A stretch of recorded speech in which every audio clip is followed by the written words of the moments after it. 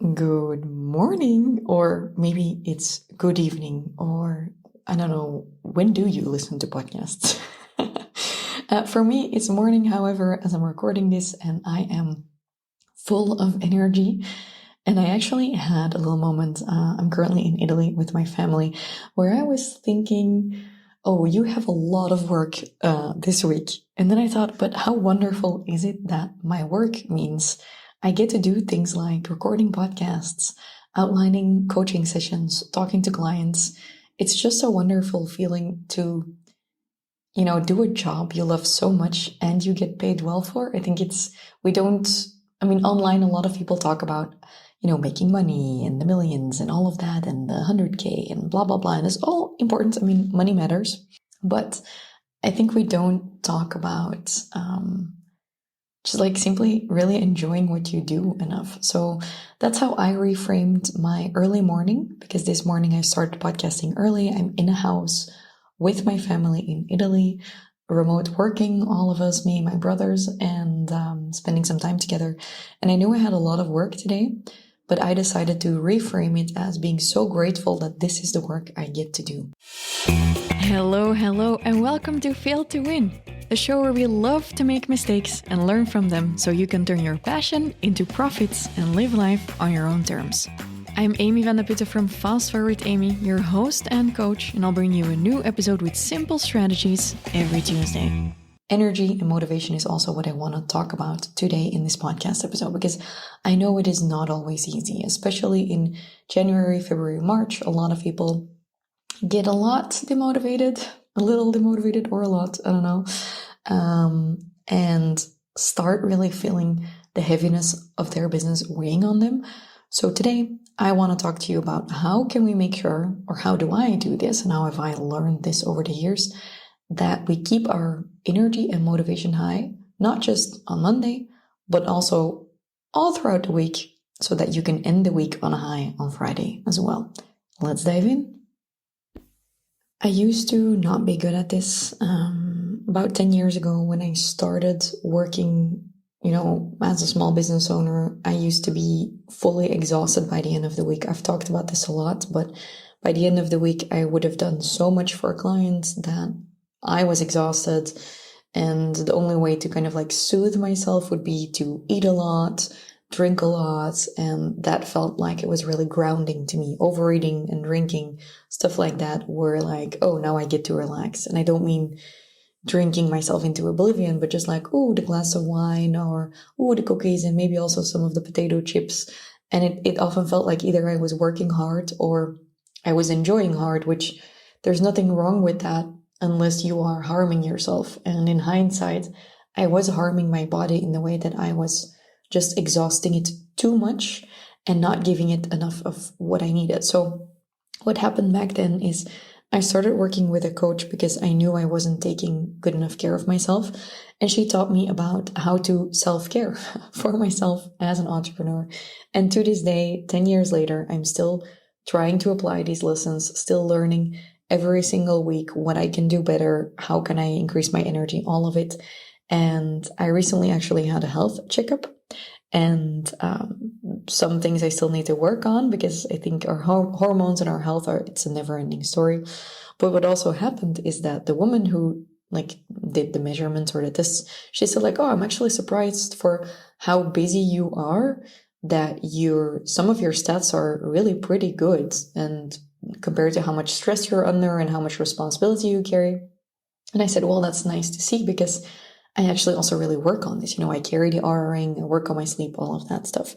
But today I want to talk to you about how can you make sure that your energy stays high all throughout the week, which would eventually reflect in stats like an R ring, health stats, obviously, because being stressed the fuck out all the time will decrease your motivation, decrease your energy, annihilate your sex drive. And after a while, it might lead to kind of like a burnout. And that is something I didn't want for myself, and I don't want for my clients or my listeners, which is why I want to talk about it. And today I'm just going to share about 5-ish things I do to keep my energy and motivation high all throughout the week. So the first thing I do is I have installed theme days into my weeks. And if you've listened to my podcast over the years, You've heard me talk about this a lot. They have changed a lot throughout the years.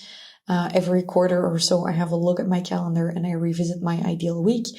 And so what happened is also recently I started doing more marketing things on Wednesdays. But for example, for me, Tuesdays are strategy days and I have team strategy meetings. On Thursdays, I have coaching calls. And because I do it that way, I don't have to switch between contexts the entire time. And this might be something for you to look at as well, because when you are time blocking, working with theme days, it's nice because your brain gets go in one spot, which is really difficult when it's not like that. So for example, for me yesterday, I had a little bit of a day where it was not possible to just stick to certain types of focus for a full day. And what happened is I was busy with finance stuff, then with my accountant, then I had a team interview, then I had to do creative work, and it was just so incredibly difficult, one, to get everything done, two, to switch between those things.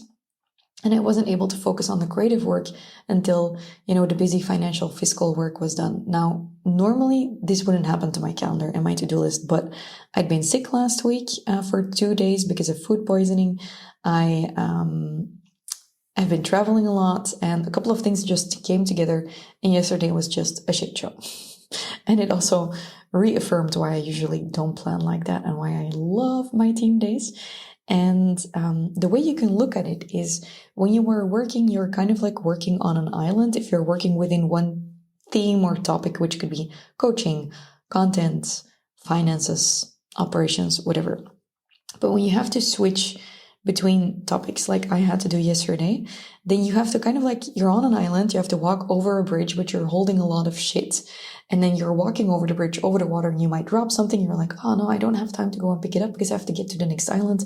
Then you get to the next island, you have to unpack all of your stuff. You have to think, okay, what do I need to do on this island? Oh, this task. Okay. And then after that, you have to walk over another bridge to another island. And then again, on the bridge, you might lose something. You might have forgotten something on the previous island. You have to run back. And so at the end of the day, you're on an island. You're like, how did I even get here? And what do I do? Right? So what we want to look at is it makes much more sense to arrive on an island in the morning and be like, okay, I'm packing all of my stuff, doing all of the things I need to do here. And maybe the afternoon I walk over the bridge to another island.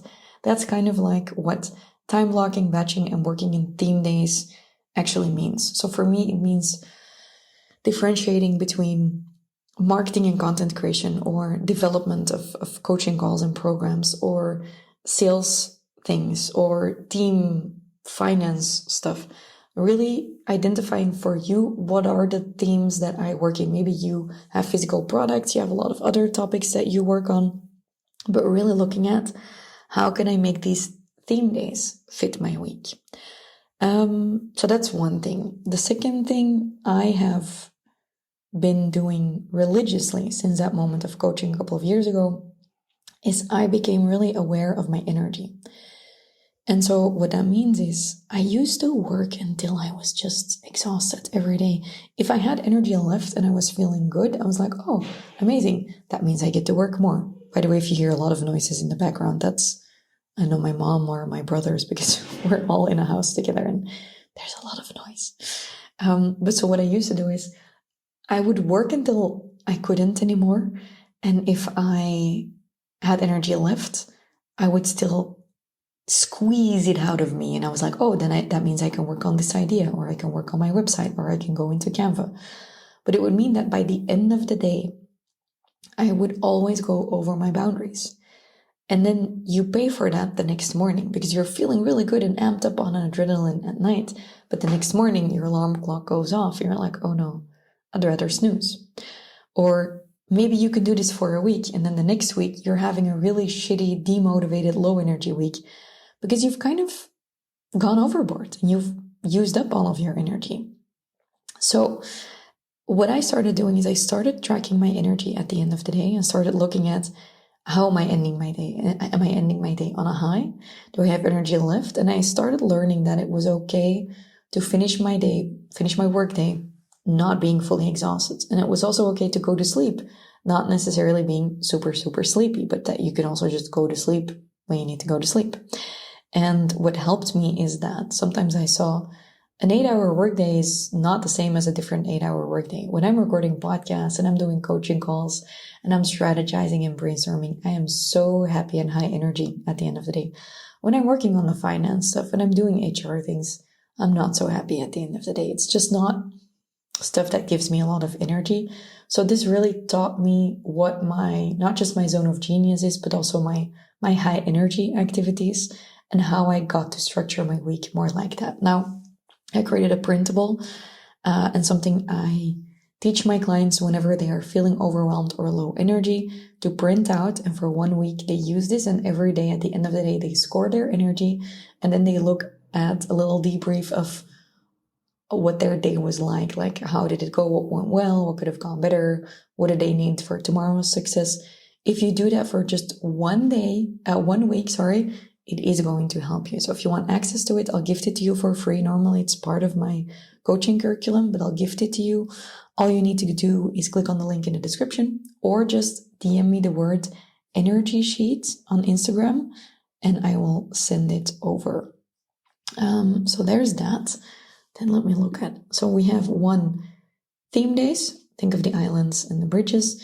Then we have tracking the energy and, trying to stay high energy, obviously. Next, let me look at my lists. Having a fairly realistic daily plan also really helps me. So obviously this coincides with the first thing I mentioned, but having targets for my day, for example, today I know, need to finish the podcast. That's one thing. Have coaching calls, have team calls. That's it. I know there's not a whole lot else I can do in a day. But a lot of people just have so many tasks and want to do so many different types of things in one day that it just becomes impossible. So what I usually do is I'll do a lot of operational stuff at the end of the week. But during my normal work days, I don't have a ton of tasks. And when I do have them, it would be like, record the podcasts, for example, or record reels, or do the coaching calls. I don't have a million different things I'm doing every single day. And as I said, that kind of goes alongside the first thing I mentioned, but I think the key word here is realistic. If you look at your task list and then you look at your calendar and you can't fit all of your tasks into that day, then it's just not going to work out and you're going to be severely demotivated because it will feel like you could never actually hit the mark. You're never actually winning, which is really demotivating. The fourth thing I do, and I really don't think a lot of entrepreneurs do this, or not enough people do this enough, is planning in some time for myself. And this could be recovering after an event. And so planning in recovery time. I'm fairly introverted, highly sensitive. So I just need some introverted time to recharge. I look at a day as having 3 parts, morning, afternoon, evening. And I've noticed that if I'm social, all 3 day parts, I get sad and grumpy. I need one of 3 day parts to be by myself, a minimum. Ideally 2. So an ideal day for me would be working by myself all day on strategy and content, and then at night doing something with family and friends, or doing coaching all day long, and then at night just chilling by myself or with my partner. But consciously planning in time for myself, be that by working out or going for a walk midday or having a bath or planning in a really cozy date night or a self-care night. Those are things that I plan into my calendar because I know I need them to recharge and to also kind of come down from the high adrenaline work I do. So I plan in a lot of massages, sometimes twice a week, because I just know that planning in that self-care and that me time actually allows me to do the work I do because it is so intense and I give so much to other people. I really need to fill my own cup. These are just some examples of what I do, but I think it's just about not only taking care of your work, but taking care of you as your most valuable employee in your business, is what I would say. And then last but not least, I had one more tip, and this is something I see happening to a lot of my clients, a lot of people online, is they feel like they're always behind. They feel like they're never winning. and they get really, really demotivated by the end of the week. And what I've identified is that this often has to do with either too many or a lack of clear goals. Because let's say I look at my week and I think, oh, I want to rebrand, but I also need to be running ads on a new funnel. Oh, I should set up that new funnel. I'm working on that new course. Oh, I should get some sales from my Millionaire Mastermind.